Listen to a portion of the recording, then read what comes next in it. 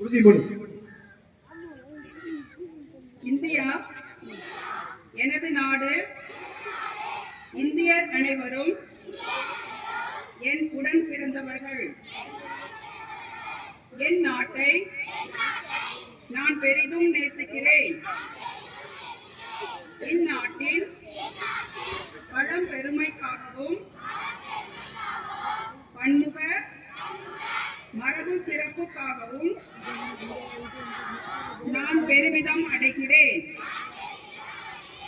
இந்நாட்டின் பெருமைக்கு தகுந்து விளங்கிட என்றும் பாடுபடுவேன்.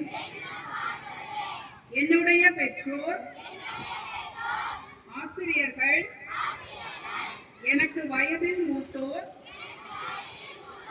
அனைவரையும் மதிப்பேன்.